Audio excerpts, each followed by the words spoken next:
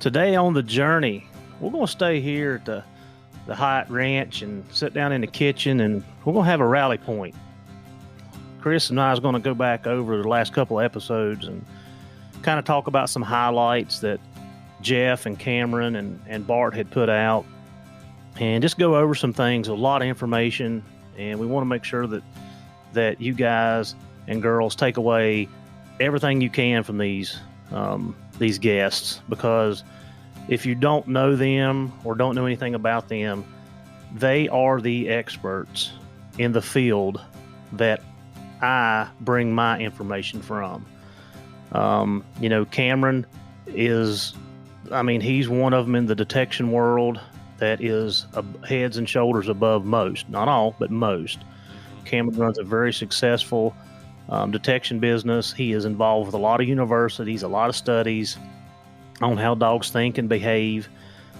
He has a lot to offer, and if you look at Jeff, Jeff's the same when it comes to the tracking world for man tracking. Jeff is one of them. He's the elite. And then, you talk about Bart.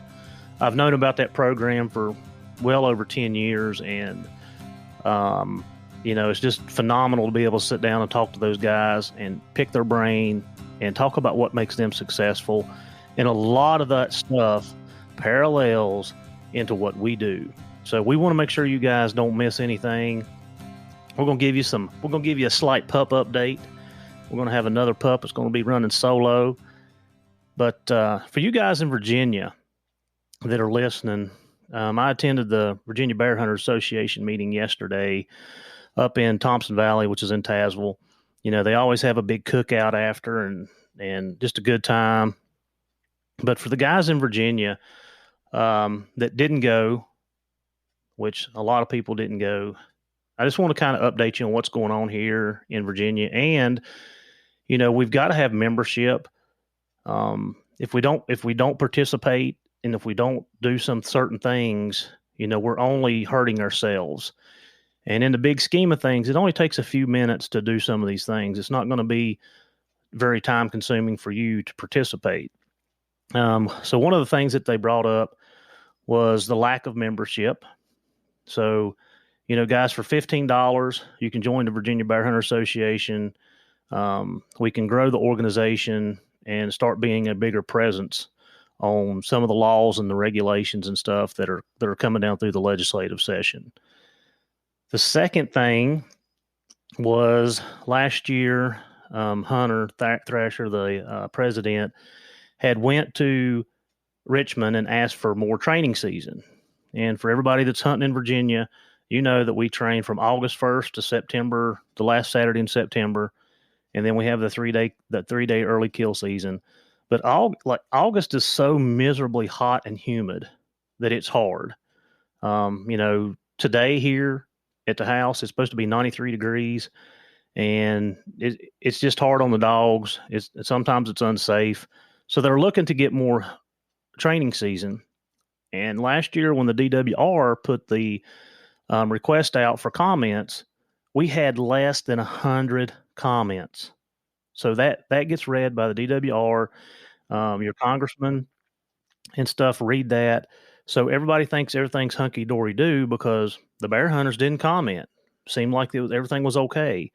So that hurt our chances when Hunter went to Richmond to ask for that. So if you guys are wanting stuff put into law or changed within the game department, we have to get involved. I know I said it earlier on in one of our podcasts that I'm going to try my best to get more involved and try to help us. I want to be proactive. I want to get in front of things. And if anybody's keeping up, well, most of the people across the country may know this, but so the landowners down in Eastern Virginia have sued the state over the right to retrieve law. So what people don't know or may not know is that there's a group out of California that's pushing this. And, we talk about our enemies. I got questions. You All right. you just I hit the record button and you just took off. Yeah. But yeah, I want to talk about.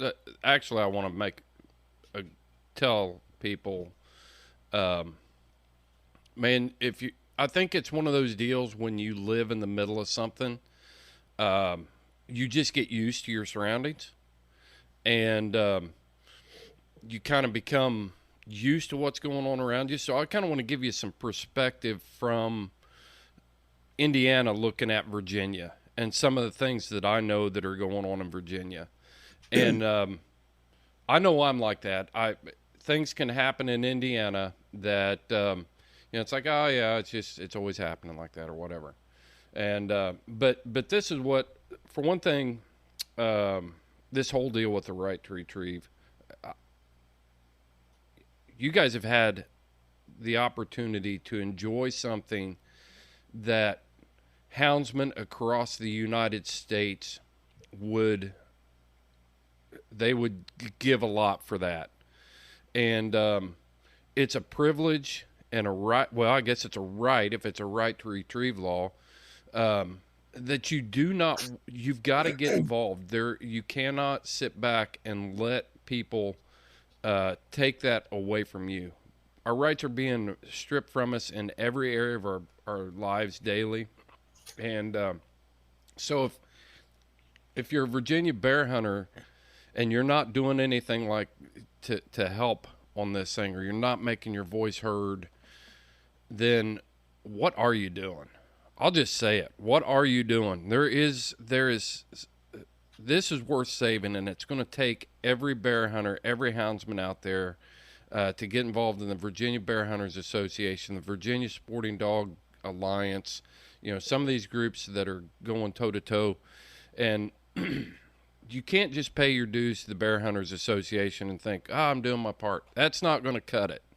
You need to be a member of at least 3 organizations. At least 3. That's the rule of thumb. So if you joined the Virginia Bear Hunters Association, paid your dues to the Sportsman's Alliance, and joined the Virginia Hunting Dog Alliance, that's your 3. Okay? And the reason I tell you to join 3 is because they all need your support, and each one does something different for you. And all 3 of those organizations are gonna get busy. So from the national level, looking at Virginia, man, you guys got some things going on there. And let me tell you what my perspective is on that whole thing, Heath. You guys have got a huge bear hunting culture, and you're being pushed into very limited space. You're being pushed up into these, and even though the Jefferson National Forest, I think it's one of the largest national forests in the eastern United States. 78,000 acres. That's where we're at. That's nothing. 78,000 acres is nothing. I mean, the Hoosier National Forest in Indiana is 1 million acres. Wow. So you guys have got to, I've got to look that up. I think you got more than that in the Jefferson. 17% of Virginia is public land. Yeah. Well, maybe it's 22. Maybe it's 22, but it's right there below 20 or right above 20. But the traditional lives that everybody got to live, it's like when I was hunting there last year. The bears or the hounds, my dogs crossed over the AT and dropped down into some private property. And this is a landowner sitting against national forest property that had caught my dogs and had them pinned up on his porch because he didn't understand what was going on. And that's what's going to affect your bear hunting. That area right there traditionally had been owned by somebody, some family that were like, we're trying to make a living on this land. We don't care if you come across the top of this mountain, but now it is owned by somebody who is trying to develop that piece of property for residential homes, and he doesn't understand what's going on. So you've got the encroachment of people who are not familiar with rural country life moving into the areas that you all love to bear hunt in, and they've got a voice, and you've got to make sure that we maintain and have a voice. The other thing you got going on is the mange issue. Yeah, so let's talk about that real quick. Steve nicely went over the mange. They're having a meeting on the the 30th or the 31st up around Harrisonburg. The it has really put a dent in the bear population, as far as up in the Harrisonburg, Shenandoah Valley, and they are very concerned it is going to work our way down. You talk about the mange mite. They said it could lay on the ground for, so many, like a week or maybe a week or two, and bear can pick it up. But I had the brochures in my truck. I don't have it in front of me. A couple of things that concern me with that is they say that the bear is a solitary animal, that, but we all know if you go into a feeding patch, you go into an oak patch, you may have 5 or 6 bear coming in there and feeding. A Cornfields right now this time of year. They talk about treating it with Ivermac. I don't know how they're going to treat it. That was a question that I'd like to ask the biologist, because if Ivermac treats it, it should be like, for horses and cats and dogs and everything else, it should kill the mite. Is that mite still able to cause the damage if it's dead? Does it lay? It shouldn't. So that's some questions that I hope they ask next week. I won't be able to attend that meeting, but mange is a big issue. It's definitely hurting our numbers. Another thing that they brought up, and it kind of puts us in the hunters as a whole in a bad position. When you talk about decreasing the numbers, and they talked about the number of sows that have been killed over the past couple of years have been up in the 40s. I do not have the statistics because I would like to research that myself. What do you mean up in the 40s? Explain that number a little bit to 40%. Okay, 40% of the population that was killed. Mm-hmm. Well, I do know from my interaction with the DWR that the whole early season is when the majority of those sows are being killed. Mm-hmm. Those 3 days. And they did that they wanted to decrease the population 25%. So as hunters, we've got to be more diligent. We talk about it in our group. Chris, you've been here and we've talked about, picking and choosing what we take and what we don't take. Guys, I can't tell you what you can and can't do, but I would say that for us in our group that we hunt with, it's okay to take a sow, but we try to pick the more mature and older sows. We don't want to take the young sows that's developing, and like I said, we don't kill many at all. In fact, how many bear did we leave sitting last year because we thought they were sows? And sows are what's going to populate where we're hunting. So they did talk. Did talk about the decrease, and the mange was a big deal. And then on top of the mange, the sow kill has been up tremendously. And they said that it needs to be down like 26% to maintain a healthy population, and we're up in the 40s. So you think about that. Eventually, it's going to catch us. Who gave you that number, the 26%? Steve Nicely. Is he a biologist or is he with the Bear Hunters Association? He's with the Bear Hunter Association. Well, let me. I would like to see some actual numbers and recommendations from Virginia. Not to say that Here's the thing, my take on it. If you're bear hunting, this places like we do in Virginia, you know what your bear population is there. Okay, you know what it is. And if you're having trouble treeing bears, catching bears, then you don't have a bear overpopulation problem. You don't have a bear density problem. But you have to be objective about it. If you're going out and treeing, 4 or 5 bears in a 10,000 acre area before noon, you probably got a bear. You got some issues. It's not an issue of training young dogs. That's a great situation to be in. But when you're talking about sarcoptic mange and health issues and things like that, there's certain parts where harvesting those sows is going to help the bear density problems, and in turn, it's going to help with the mange issue. So I don't like... Heath, you guys know what's going on where you're hunting. If you guys think, man, we don't need to kill any sows because we're not catching that mean bear, then you kill the sow, you kill your future bear. But if you're hunting in an area that's got sarcoptes, mites that are causing this mange issue, we're either going to have to take charge of that and start harvesting some of those bear out of there, or Virginia is going to set up a program where they are going to kill them. And Tennessee saw a similar thing where the landowners were complaining about this, and they opened up baiting and all kinds of stuff that drew bear out of the area that houndsmen normally hunted. And it was a frustrating thing for houndsmen. So either we solve the problem, or we trust the government, which is scary, to solve the problem for us. Yeah, the 10-year bear management plan's up this year too, so we'll see what comes out of it. But what I'm saying, guys, you guys from Virginia, even our bordering states, West Virginia, North Carolina, there's several members from North Carolina I seen on the paper yesterday. If you guys are coming over here and hunting, join the Virginia Bear Hunter Association. It's $15, and we've got to get together with all of us, and we have got to be smart about what we do. We have to be smart when we interact with other people, and we want to get ahead of this and start being proactive. And they're asking for support. They're asking for membership. Like I said, there's several things going on. Like I said, the right to retrieve that goes to court next month in August. So it's going to be a big deal. And if it passes, I don't know where we're going to stand. We may just not have permission to go get our dogs. And if the landowner tells us no, then there we go. So I'll put the link to the Virginia Bear Hunters Association in the show notes. Absolutely. Yeah. We want you guys to join. Like I said, if I can do anything. Yeah. Virginia's a great place to bear hunt.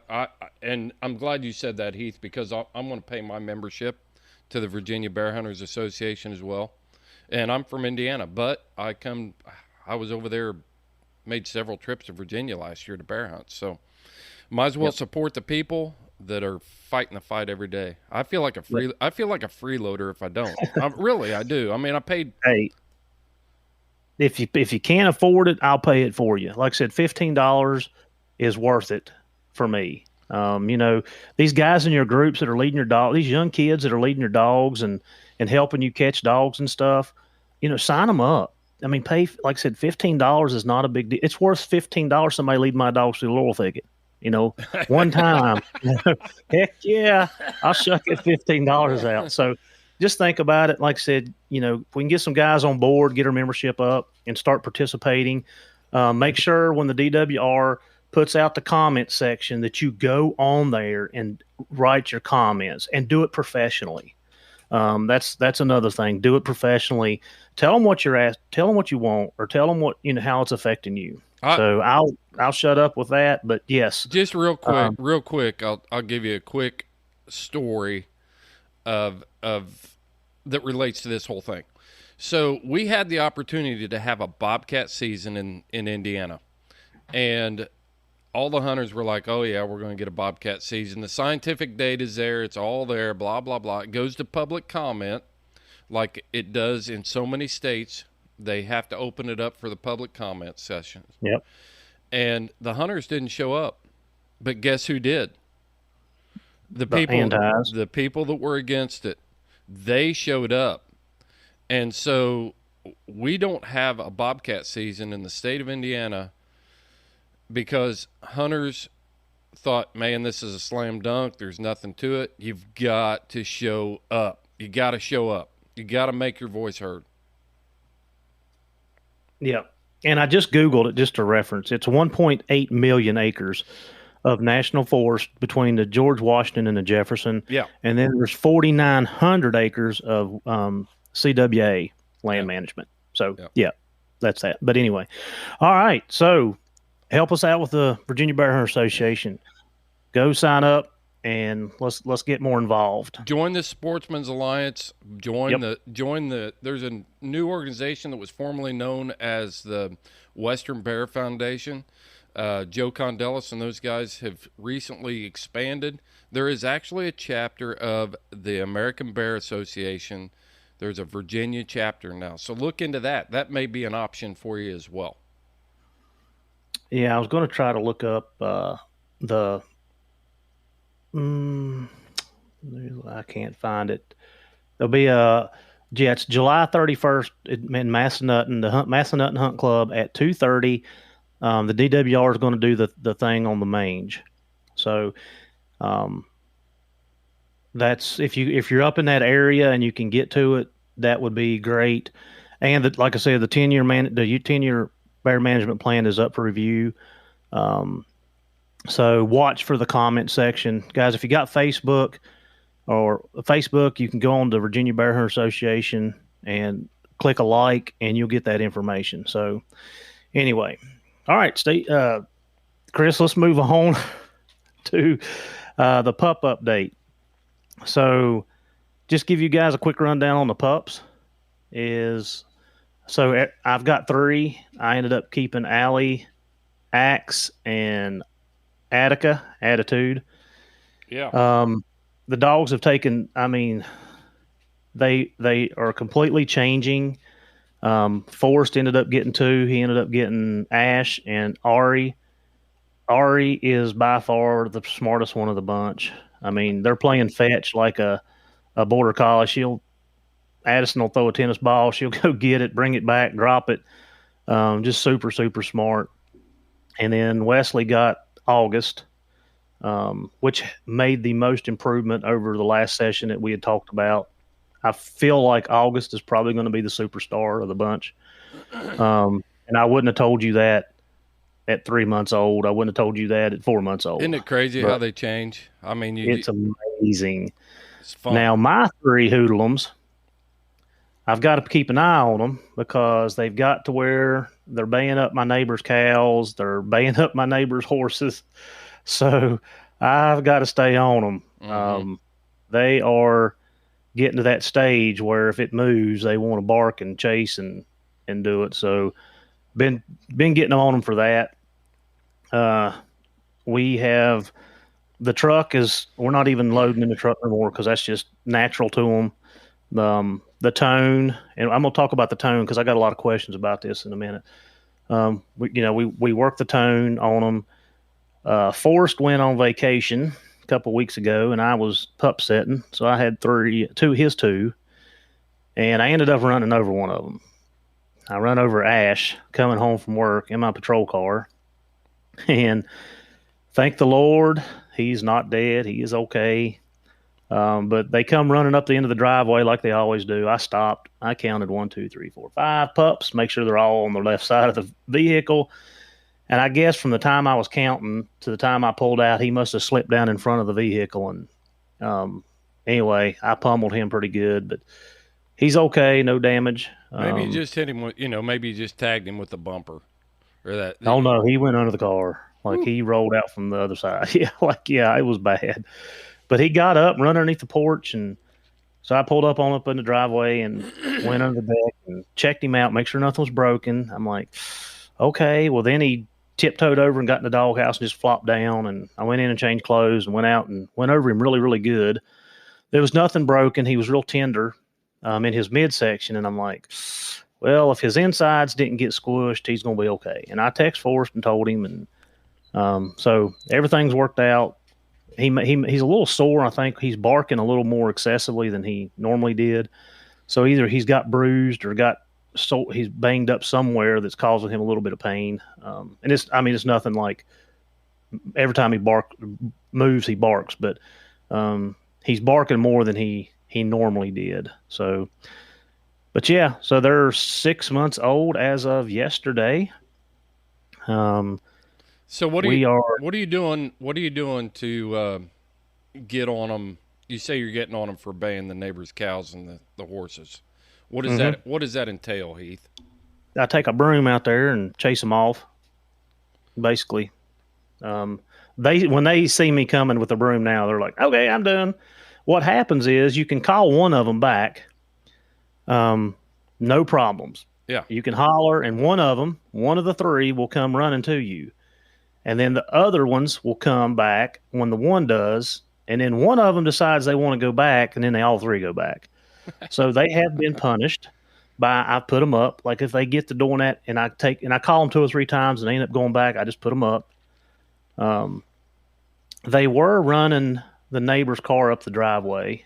And when I say running, I don't mean like chasing it, barking it. They were following her up the driveway. We've got that pretty much stopped. Like when we hear a car coming, we go out on the porch, we holler for them, and we're giving them, we're using the food. What I'm doing is taking a loaf of a piece of bread, breaking it off, and when they come to the porch, boom, boom, boom, feed them, feed them, feed them. And it was about a week and a half of that, and now, like I said, it's over, it's done, it was fixed. I just don't want them chasing cars up and down the road if they come out hunting. Let me tell you something I found out was going on here. Of course, when I had Krieger, the first Yog, I ran over him because he had a car fetish. Well, I noticed that Tough, my other Yog here, he is starting to develop that same car fetish. Well, I was standing here and I was watching when the mail driver came in. Guess what's happening? He's feeding them.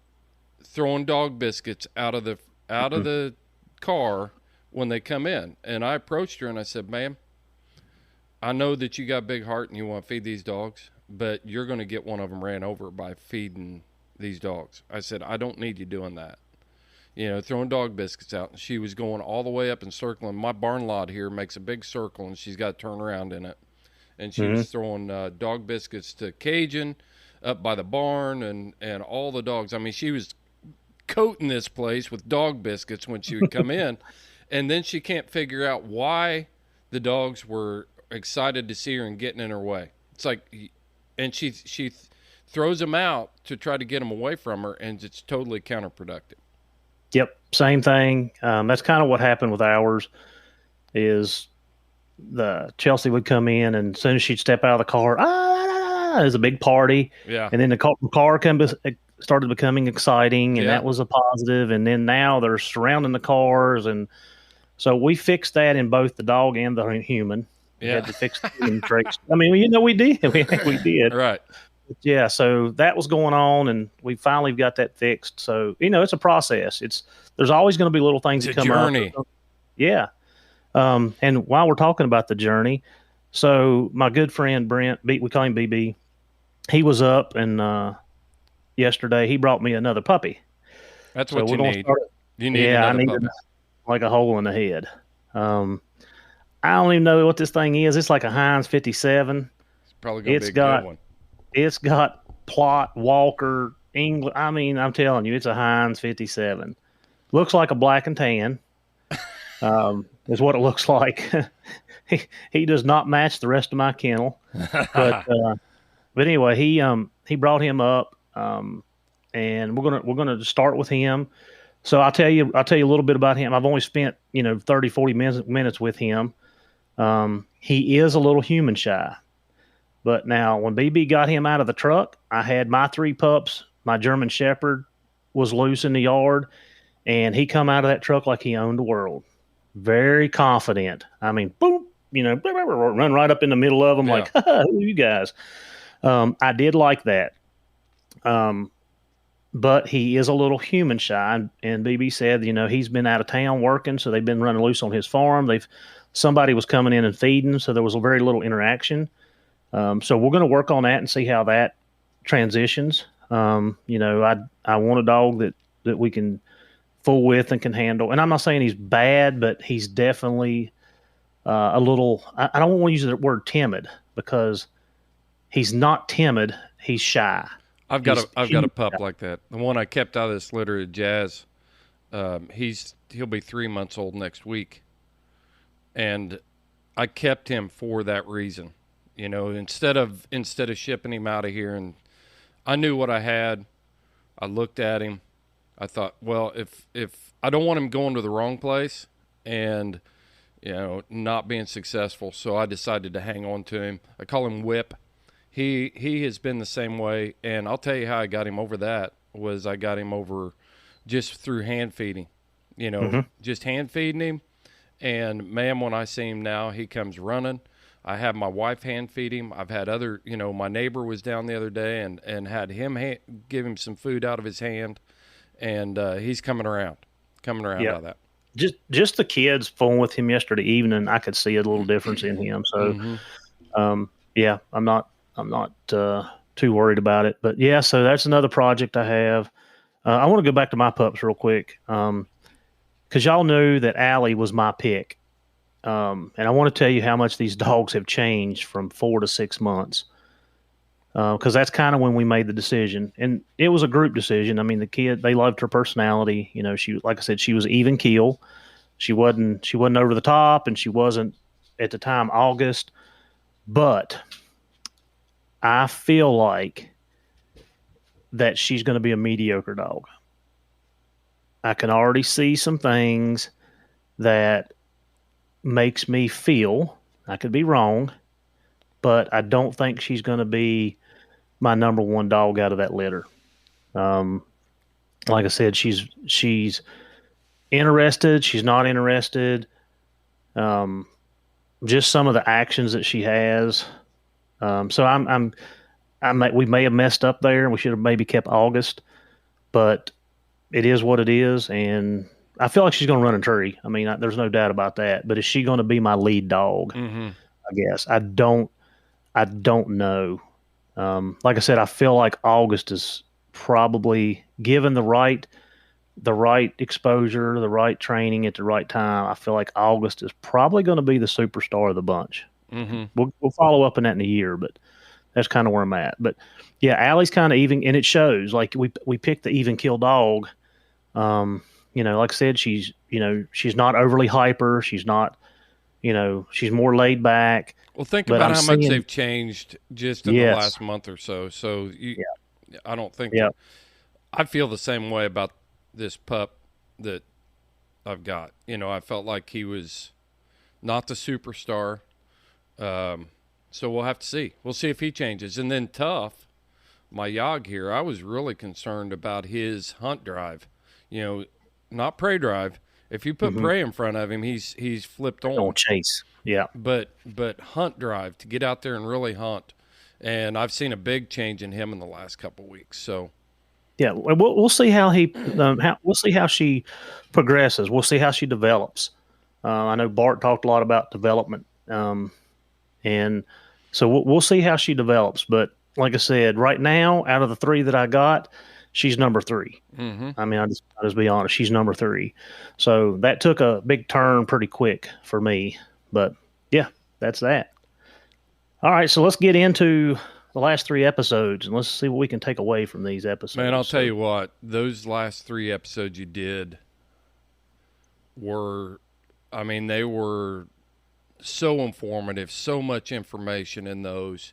It's exactly what I wanted you to accomplish with your podcast, Heath. And the reason I'm excited about it, and the reason I think everybody should be excited about those episodes, is because these are leaders in the dog training community worldwide. Leaders. Mm-hmm. And just because they're not specifically talking about a hound and hunting, what you're doing is you're bringing experts in the field of dog training and bringing it to houndsmen, and what we can do here is break it down a little bit more to talk about how it applies to us. But I'm extremely excited about the quality guests. I mean, this is like if you've got a kid that's interested in baseball, then you've got a superstar baseball player that's giving them pointers on how to improve their game. And it's breaking it down. Maybe your kid. There's so many parts. Let's just talk about it like baseball for a second. You may have a kid that's struggling with hitting, so you bring in a hitting coach or a superstar that's a home run slammer. Putting Mark McGwire in a one-on-one with them, and you're going to improve those skills.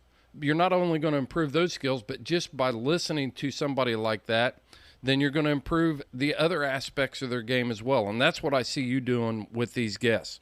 Jeff Shetler comes in and talks about scent, and we call it Man Tracker, and that was a great episode. So I would like to start with that one. Yeah. So what did you take away? What did you and I have a similar background with with the tracking with the police dogs. And like I said, the first class I sat in with Jeff, and I can't tell you what year it was. I want to say 2013. It could have been 14. I've been to Jeff's place a couple times and trained and actually went to downtown Charleston and tracked through the city and through the homeless camps. And, the thing that resonated with me being with Jeff was he is taking our police canines, who I was taught in a completely different manner, and I never understood why we were doing that. And he was doing the same thing my hounds are doing, just on a lead.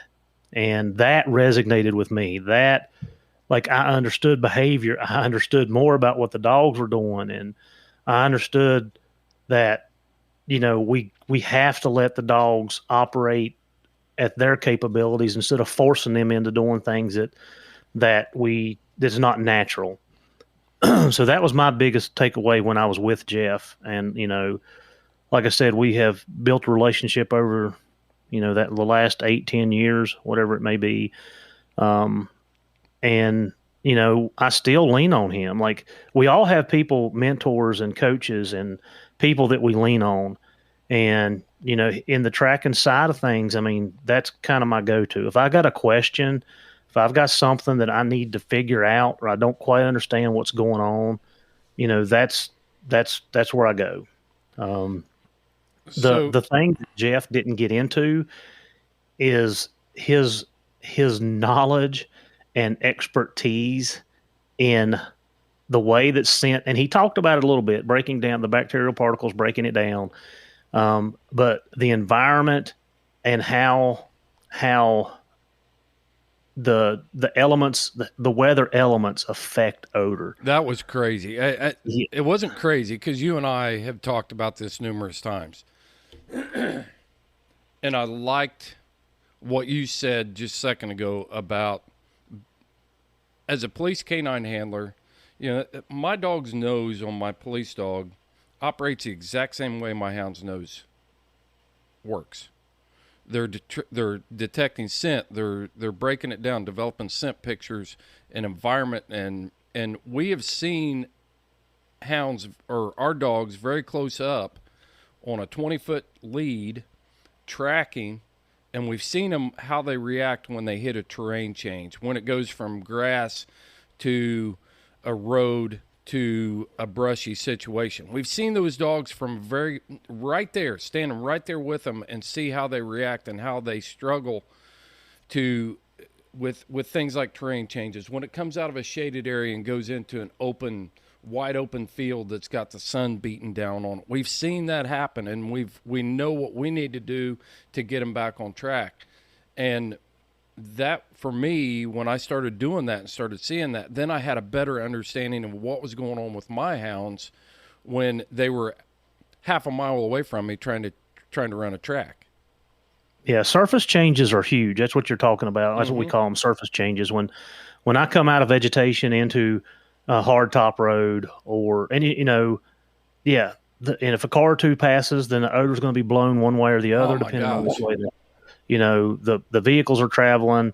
All of our dogs, we slow our dogs down at surface changes. If we're coming into, and when I say surface, I'm going from soft, like vegetation, into a hard surface, whether it be, pavement, gravels, dirt, rocks, sand.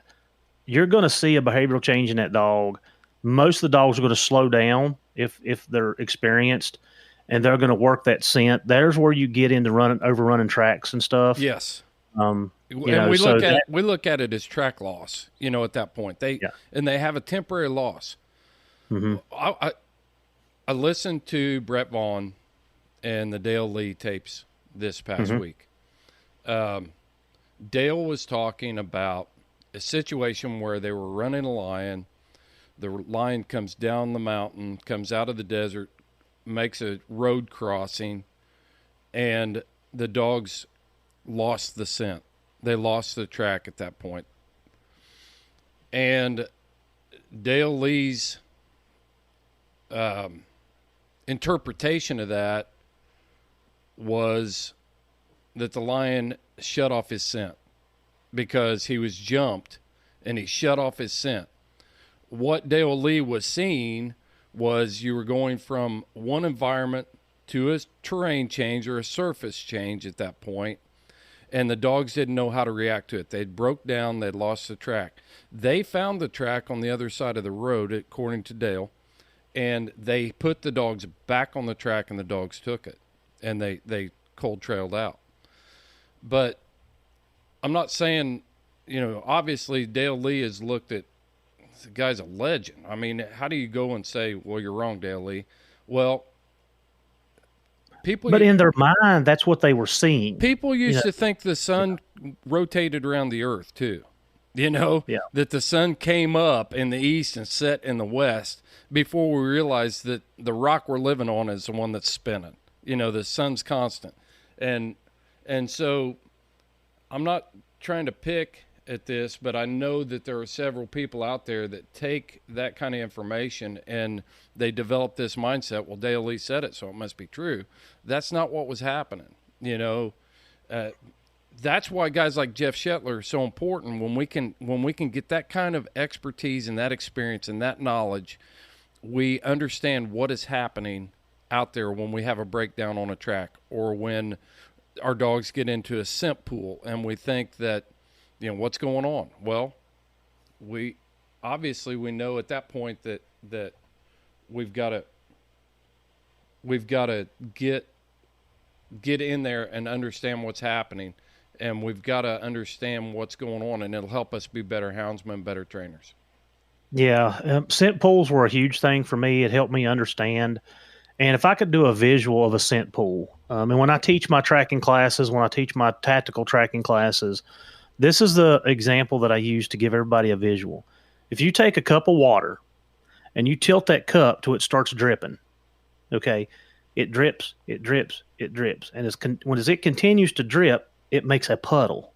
And that puddle expands the whole time that you're dripping that water into it. That is a visual of a scent pool. All right, when game is bedded up, that's huge. Now if they're in a rock bluff or they're inside a hole in the ground, it's contained. It's a different scent picture. You take a lion or a bear that's laying on a sunny slope and just laying there in the open, just bedded down, laying in the open, enjoying the day, relaxing, soaking up some sun. The whole time that animal is laying there, he is saturating that area with his scent. And when a hound has he's taken that track into that area, and then he's been working on, like you said, that drip here, a drip here, a drip here. They've got a direction. They've got it figured out. They've got the scent picture in their mind, and they're moving to an area. When they hit that scent pool, it's like, whoa, something just changed. Mm-hmm. And now they've got to redefine what that scent picture looks like in their mind, and it causes them to break down. Some dogs start barking more when that happens. Some dogs open less on the track when that happens. But they didn't lose it. Nothing picked up its scent. It just, they've got to redefine what this looks like and work out the problem. They're problem solving at that point. Yeah. Yeah, they just got to find the exit track. And, that's basically, and my dogs get quiet. My dogs they have a tendency to get quiet. And then all of a sudden, after that period of quiet, it's like a boom, a roar. Yep. So, I know what's going on. That's the jump. Yep. So yeah, I mean, Jeff, like I said, Jeff brings a lot of the information I knew from my hounds, like being with Jeff, like opened up my mind for the canine world, and I do things differently. And I can't say enough how much I have learned through the police side and better understand the dog behavior because of the canine training that I've received and the people that I have been around and learned from. I'm not saying it makes me better or worse, but I definitely feel like I have a better understanding of a lot of things that goes on because of the training that I've had. And let's talk about that training. I mean, just spend a couple minutes here because we're really getting deep into it. But The way we understand it is because we have set tracks up during training with our police dogs where we had somebody go in there and sit down. We tell them, go in there and sit down until we call you on the radio. And we leave them there for 45 minutes so that we can see how a dog reacts when they hit the scent pool. We tell people, we want you to go down this way and cross this hardtop road at least 3 times, between here and the end of the track, so that we can see that. So we put a control in there so that we can recognize what's happening when it happens. That way, when you're on a real track, you get out there, boom, you see the reaction. It's like, oh, I saw this in training a week ago. This is a scent pool. Okay, this is a surface change. Now, what do we got to do to problem solve here, to help the dog problem solve? Yeah, it's like Ariel said it in her podcast. It's a controlled environment. I'm able to manipulate the environment or the training scenario to cause or read a behavior. And that's the difference in the police side and the hounds is hounds are off lead and it's uncontrolled 99% of the time. Right. So that's just the difference. But yeah, so like I said, Jeff is an expert in his field. I'm very fortunate that I have a relationship with him and that I've been able to lean on him throughout the years. And I can't say enough that our group as a whole has been successful because of the stuff that we have taken from him. Just your ability to be able to make that contact and that access. I mean, this is huge. It's the people you're bringing, Heath, are having the access to those people is like being able to call up Pete Rose and talk to him about hitting the baseball, It helps. I mean, I'm telling you, it helps. And okay, all right, let's move on to Cameron. Yeah. What'd you take away from Cameron? Wow. Cameron was, it was technical. Mm-hmm. It's one of those podcasts that you need to listen to a couple of times to really be able to digest it. You got to go back for seconds and digest it. I love it because I like that technical side and I like learning like that. The biggest takeaway that I had from Cameron was his emphasis on documentation of what's going on out there and being able to have a baseline. You document how your dog reacted in this situation or at this test or at this junction or whatever it is. You document it and then you have a baseline so that you know what's going on. That's the biggest thing I took away. Yeah, and I guess where I do it all the time, that's just a common practice, documentation.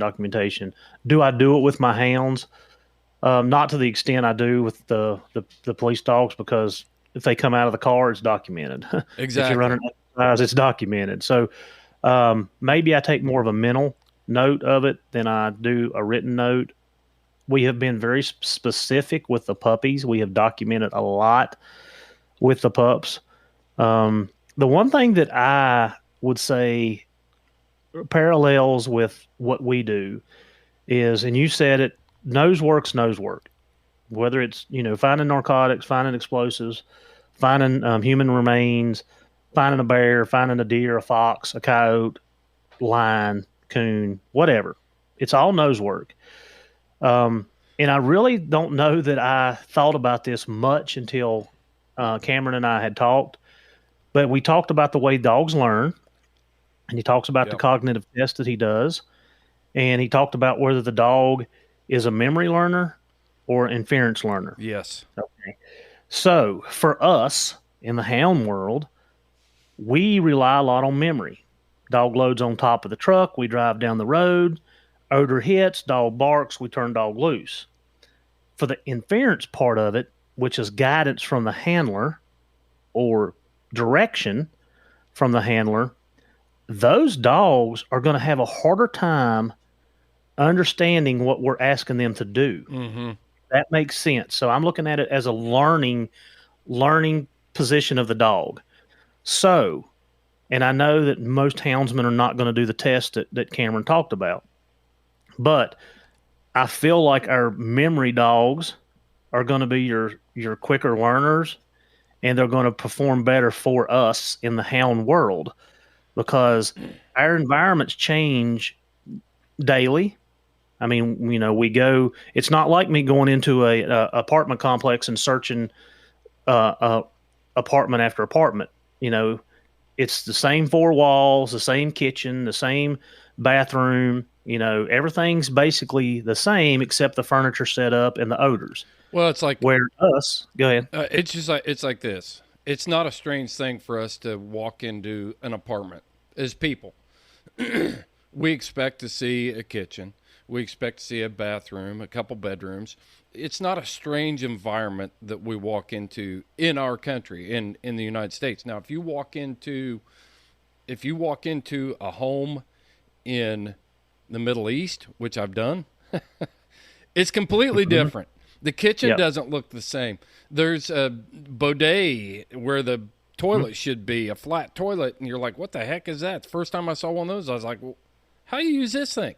The bedrooms look different. So for your police dog that's working in that situation, it's a different environment, but it's not a strange environment. Because we've set that train. If we know that we're going to Afghanistan, and I mean I've worked with the explosive dogs. I help train dogs for the federal government. Right. We set that up. We do exactly what you're saying. We put that environment. That dog's seen that environment 1,000 times before he gets on a plane and flies over there. So when he gets over there, boom, there. Okay, I've done this 1,000 times. Our government's built those types of facilities so that they're exact replications of what the dog's going to be dealing with. Well, for the inference stuff, what I have seen, and the inference is where you're pointing, or the dog is cueing off of you. I've seen that in hounds. I've seen where guys get out of the truck, they see the track. I just looked at a video the other day that we posted on Houndsman XP. We were driving down the road, boom, we see a bear track in the snow. We get out, and now the dogs, and this was a mistake. I'll critique our own video here. We walk around the back, the dogs are blowing up, they smell it, we see it, and we just dropped the tailgate and dumped the dog. We had dogs going both ways, whereas if we would have had a little bit more inference training in that, and they knew that when I look at something and I point to something right here, you put them on the track, you got them going the right way. We had dogs going both ways because we did not slow down enough and show the dog. So as a dog learns, then we've got to be the ones who guide their action that we're looking for. So if you're just getting out of the truck and pointing, you can do it the other way too, where you point to a track and the dog's relying on you to do it. You may be sending them the wrong way. A dog's going to learn from that, from your actions. So I think it's important not to discount the inference portion because that dog will learn that sort of action from you and take your physical cues and run with them, and then you can create bad habits with inference too. I don't want to confuse that. You can teach an inference dog to work on memory, and you can teach a memory dog to work on inference. And Cameron was saying that. We set the training up. If we have a dog, like I said it in the podcast, if I have a dog that goes into a room, let's say, and we our new handlers are horrible about, they'll go place odor when they get out of their basic school with me, they'll start hiding odor for themselves. And they'll go out and put it in a gas tank of a car. They flip the lid open, they put it in there. It's easy. And then their dogs are hitting on the gas tank of the car every time. The dog goes straight to it, plops a squat, whatever. Well, that's because it's been hid there 10 times. In a row. Yep. So it doesn't mean your dogs can't learn the other. It means, you should understand your dog's learning process. Talk about inference, and I'll give you, I'm seeing this in my head. We've got a couple of our guys that'll dump the tailgate, and they'll take off running in the direction the track's going. and the dogs will, right behind them. So they're using that to get the dogs headed in the right direction. Does that mean that all the dogs go that way? No, not all the time, but most of the time it works. And I've seen some videos of guys posting that where, they'll start clapping and, going in the direction that they want the dogs to go, and so forth. So yes, don't discount it. Don't overlook it, but don't get, if we have the dog, it's for us in the detection side of it. If the dog is completely inference, that's all he wants to do is watch dad or mom. He don't like to work away from us, right, which causes huge issue, yep, and so on and so forth. So, yeah, but that's what I took away from that, is that, I was thinking about our dogs, the environment, the way that most of us kind of hunt the same, whether we're walking, free casting dogs, or we're hunting off of the truck, even hunting off the baits, whatever. Most of us are doing basically the same thing, maybe just in a different setup. Well, I think that's a good place to, talk about hunting off of baits. I've hunted off of baits before, and I've, you get and with cell phone cameras and different things, you get this picture. A bear was here maybe an hour ago, maybe half an hour ago. Maybe you jumped a bear off there. And the normal tendency is to dump the box and let them run down the trail and let them figure it out. Whereas maybe if we want to be successful, we take a good dog or two, or maybe an experienced dog and a dog we're trying to develop to understand what's going on here, and walk in calmly and let them do their thing around there and get it lined out, and then add dogs to a race. Just something that I've seen. I've done it myself. I've blown up good races because it's like, man, we got a bear here. The track's fresh. Let's dump everything. And we just created some major chaos, and it can be detrimental. And I like hunting with the houndsman that can slow down. You're not going to lose any time. You're going to lose more time trying to get a circus lined out than if you just took a couple minutes and approached it a little smarter. I've done it both ways. I have to. I can't help it. And I still get excited sometimes, but Me too. The majority of the time I like to feed dogs in. Yeah. I would prefer just to feed them in one at a time, or two at a time, whatever. And I know, your dogs, which ones are going to go and do, and which ones you should probably, I've got a dog that I need to put in the middle. That way he don't get sidetracked. I want the back dogs, taking him along on the ride. Yeah. I know you got to just know your dogs. Well, I like to dump mine out on your walkers that way, because I'm hunting plots to show you guys how to do it. So see, the ego kicks in. It's like, oh, those walkers can't figure it out. I'm going to drop these plots and show them how it's done. And before you know it, I've got dogs I'm looking for on the other side of the mountain. It's like, come on, just don't let the get ego where you need to be. Yeah. All right. So Cameron was a great guest. May have him on in the future. He's got so much to offer. And I'm blessed to have that relationship and have that contact with him. Yep. So let's move on to Bart. Yeah. That seemed to be the kicker there. Got a lot of feedback. Bart is. We got good feedback on that one. Yes. Like I said, I was fortunate enough to have some mutual friends that set me into that with Bart. And I sat in some of the classes that. Let's talk about what it was about. It was talking about breeding programs. Breeding. Mm-hmm. Yep. It was huge.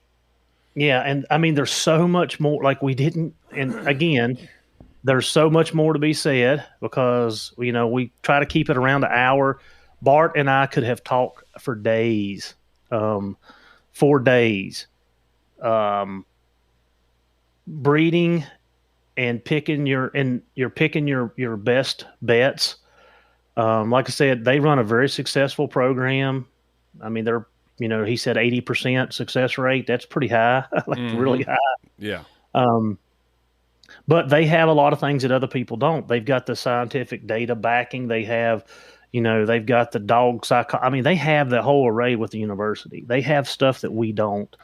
And they've been working on this for 13 years. They didn't, like he said, they didn't do it overnight. They've had failures. They've had litters that they feel like should have been rock stars and ended up not being because they just didn't produce. And, that's a part of breeding dogs that we all run into. I mean, well, the thing I bred across last year that, they're 2 years old. They'll be 2 years old in September. That I honestly thought this is all I'm ever going to need. Right. I mean, I remember talking to you about that litter. Yeah. I mean, so disappointed. I mean, it hurt because it goes back to my old stuff, my old ring dog. And, I want to keep that legacy with him, but I'm slowly losing that. Mm-hmm. And I'm trying to start over and rebuild. But yeah, Bart, looking at the litters, looking at the parents and their litters and their grandparents, knowing that lineage. And I'm not a big person on papers. Like, I could care less. But I know my line of dogs very well. And I've got notebooks wrote down with who, what, when, where. I've single registered all my dogs now with UKC just so other people will know what I know. The guys, so Forrest and Wesley, they're like, how do you remember all this stuff? Well, I've been doing it 27 years and, I know I can go back 5 generations and tell you, oh, I hunted with that dog. This is what he did. And this is what he didn't do. This is what he was good at. This was his faults. Yeah. So that's one thing about breeding.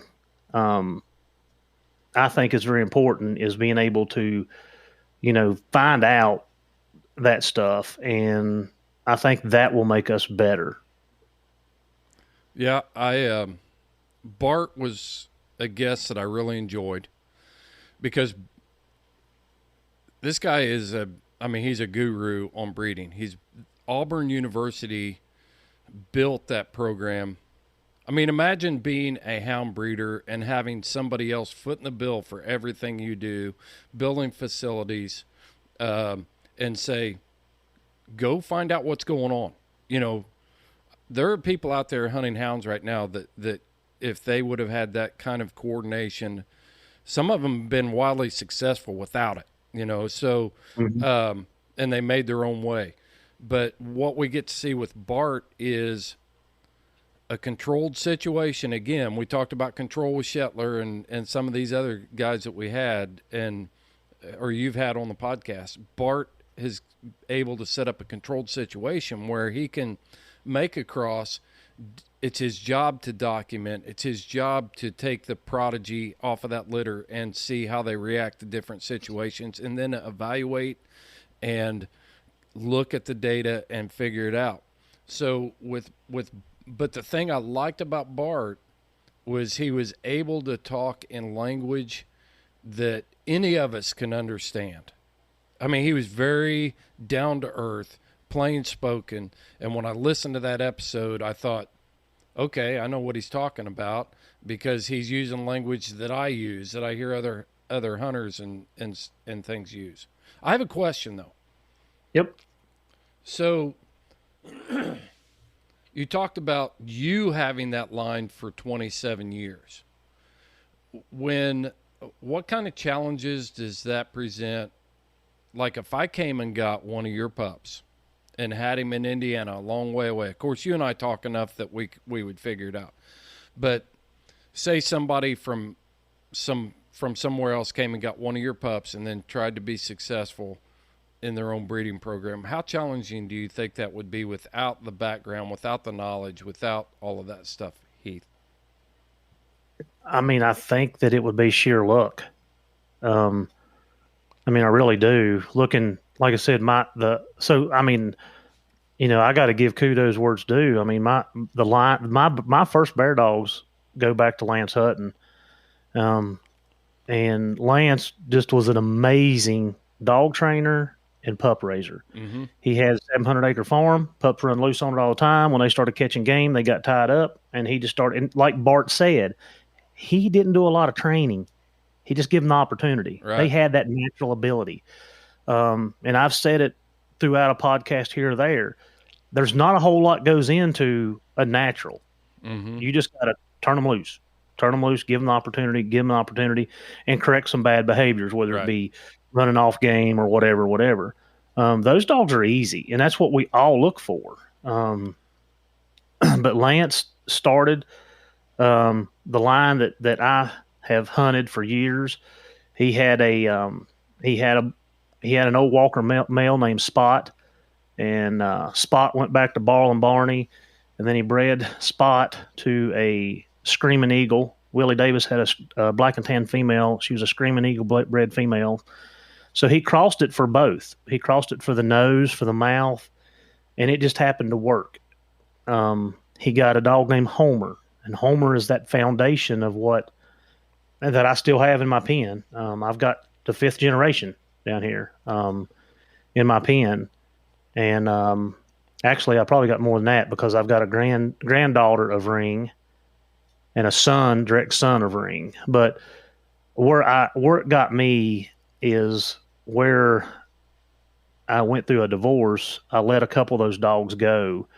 I had some young dogs that had a lot of potential that I didn't keep. Mm-hmm. And that set me back. I mean, that set me back, period. There's no question. And it's just life. Happens. And there's why I'm in the shape that I'm in with that line. But I know just about every dog in that 5, 6 generation pedigree, because I've hunted with them all or owned them. Mm-hmm. I.e., I owned them. The female that we bred to Homer that got Frosty, and AR is Ring's dad. I owned her. Mm-hmm. I bred her to my Sackett Junior male, and got a dog. Got one pup, and I call him Cannon. And Cannon made a phenomenal bear dog. And Cannon is the dad of Buster, and Buster is the dad of the Pearl female that I have down here now. So I hunted with all those dogs, and I didn't know what I was doing some either. Right. Now looking back at it, I'm like, oh man, I missed it here, and I did this and I did that, and the inexperience was a lot of it. Well, I see a lot of comments still, and I guess that's what I'm hoping to accomplish. I hope you accomplish, Heath. I still see a lot of comments out there about being lucky. If you can find 3 out of 10 pups that make it, you're very fortunate. And what I hope that you can accomplish and the information you can bring is we don't have to settle for that. We don't have to settle for 3 out of 10, and we shouldn't be settling for that. If you're getting that kind of results out of your breeding program, then you're doing something wrong. But here's the kicker, and what I've found from raising litters of puppies. I lose all control of what happens to that puppy once it goes somewhere. That is our variable when we start producing mass amounts of pups and putting them out there, and we start relying on this historical breeders list and stuff like that. It can be a big hurdle for us. And what you guys are doing with your hunting group and making sure what you're doing, Heath, by keeping those pups close to home, you can evaluate those pups and know what you've got going on. And I think that goes into the responsible breeding part is if you're going to make that cross, you've got to be willing to put in the work on the other side to keep track so that you don't make the same mistake again. Yeah, that's one of the biggest mistakes that I've made. A couple of the litters that I had through the 2010 to 2015, I couldn't tell you where any of them went. I couldn't tell you who had them, what they did. I just couldn't tell you. Yep. And of course, that was the period of time that, life had taken a change. And that's one of the things that I will change going forward is being able to keep my hands on or around the dogs and knowing what we should do, not do, or put into our breeding program or not put into it. The last 2 litters of pups that I've raised, I have not advertised, and I have kept very close track of where they went. I actually hand selected and approached people that I wanted to get these pups in their hands because I knew they were solid trainers. I knew they were good dog men. I knew that I could have access and communicate with them and find out what's going on so that I don't repeat the mistake.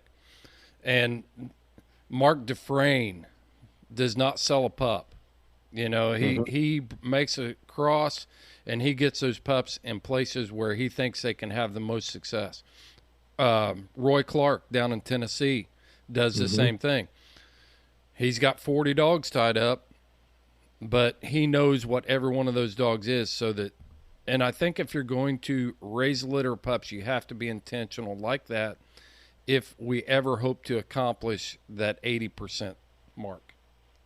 Yeah. Yeah. I mean, like I said, I've changed my thinking. The couple things that Bart has, and we're going to get into this as we go through this journey and the podcast, is the developmental program, the ages at which we should start determining yes or no. That's going to open some eyes. Yeah. And like I said, the developmental stage of dogs, and you heard him talk about the one dog that didn't develop, and then all of a sudden at the end he was a rock star, and they had picked the strongest dog in the litter who ended up washing. Yep. All right. The first, I don't know, cannon went off. I don't know what it was. Something went off at the stadium, and the dog was done. Yeah. So we want to look at the developmental stage. One of the things, I don't know if the listeners picked up on this or not, but it's so important to me, and you've heard me say it. Even Ariel had said it. Most of these guys talk about unprovoked arousal. They want a dog that's level-headed. Mm-hmm. They don't want the dog that is over the top 24/7. That's something that I picked up because in the police side of it, I know exactly what they're talking about. Because my last Mally, Odin, Bart talked about him expending energy. Like he sat in the back of the car for 12 hours and it was just bang, bang, bang, bang, bang, back and forth, back and forth, back and forth, back and forth for 12 hours. If they called me at 4 or 5 o'clock in the evening to do a track, the dog was spent. I got 400 yards out of him. And if I didn't find him in 400 yards, I was wasting everybody's time because he burnt that much energy. That's something that is very important to me in my selection process today. That was one of the reasons that Allie was one of my first picks because I seen that in her. I seen that laid back, okay. And then, she could amp it up and drop it off. I'm seeing a little change in that now. So I'm curious to know when, hey, do I need to wait till 10 months before I start making this? Do I need to wait till they're a year old? Where do I need to start being more selective at what age? And again, BB bought that pup to me yesterday. It's 10 weeks old. Like, this is going to be a different challenge. Yeah. But I know where all the pups are. I know the mom and the dad. I've hunted with the dad. I know a lot about the dogs in general. And the dad's brother has been produced. He's produced 2 litters that are pretty good. So I'm interested. Me and BB's talked about. We're interested to see how this all plays out with this litter. But yeah, I think that's something that's important. I don't think people take that. Like for me, that's very important to me nowadays. And like I said, I've got a dog in my kennel right now that absolutely drives me. He doesn't shut down. Drives me batty. And he's got a lot of natural ability. And I've made up my mind. He's a year old. He literally just turned a year old a couple days ago. If he does not do something by the end of the training season, which is October, I'm not keeping him just because of that behavior in the kennel. Yeah. There ain't nothing wrong with him. And like I said, he's going to have to be above average for me to keep him just because that behavior drives me batty. And then Bart talked about the whelping, the mother. Oh, he He gets that from his mother. He gets it from her. Well, let me say something about that. I argued for a long time, you know, it was ignorance on my part because I didn't take that part into account. This is a perfect example. I mean, we kind of got on Dale Lee and him misunderstanding something. When we talk about genetics and people make statements like, I think that they get more from their mother than they get from the sire. Mm-hmm. I think what I was looking at was scientifically that's impossible. You know, Bart said 50-50, Yep. but didn't he say but that then the hardest?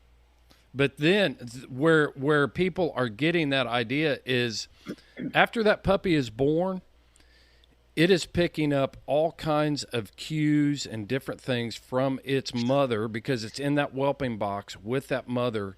And if she runs out of that box and she stomps on them because she hears something, because she's spun out and crazy, she's developing behaviors in those pups that will last the rest of their lifetime.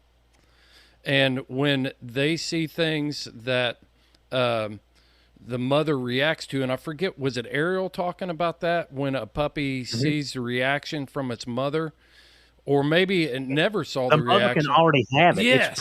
It's pre-delivered. Yes, she experienced something before that litter was ever bred, and she developed that feeling about it, and it's passed on through the pups. Mm-hmm. It's crazy. Yeah. It's made me look at my females and think, and look at them differently and think about, are they really good mothers or how do they react? And so that's where that idea that the mother contributes more than 50% from some of these guys. If I've argued with you about it on Facebook, I apologize. You were right. It's not genetics, it's behavioral type stuff. And I'm learning that through your podcast. Yeah. Like I said, Bart had so much information. Like I said, I took the biggest thing that I took from him, and like a lot of you old timers, like I said, you're already doing this stuff. You knew this without even knowing it, but you break down the parents' litter, you break down, the litters of the puppies, and then you decide, okay, is this a breeder? And that's what he called it. Is this a breeder or not? And it don't have to be the over the top dog. It don't have to be the over the top dog. If you have a dog that is very high in some trait, you want to compromise that with the female or the male and make sure that it meshes and you're not doubling up on those behaviors. So I'll give you an example of the old timer that's figured it out. And we're going to throw in Steve Burkholder's podcast this past Friday with Dick Brothers. Dick Brothers figured out he does not choose the alpha female or the alpha male out of a litter to keep. He finds that medium keel dog, the one that's right in the middle. Mm-hmm. Dick Brothers has been breeding walkers for 6 generations, and he's figured that out. He doesn't have a degree. It's just something that a good dog man figures out. And those are the parts that are amazing to me. I mean, yeah, we're trying to put in a lot of science and different stuff and give people the reason things are happening. But kudos to those guys that were just smart enough to figure it out. Yeah. Yeah. I mean, I've missed the bus a couple times through the year. Well, a lot of times through the years. And I've made some really good crosses. When I had my old female Brandy, I bred her to Outlaw that Denny and Scott Long had, and then Don Saxton had him, and I bred to Outlaw. That cross just hit. But there was some line breeding back in the 3rd generation. That cross made it. When I bred Steve's Roper dog, I had a couple good dogs, but not overall in the litter. So that's something else that Bart talked.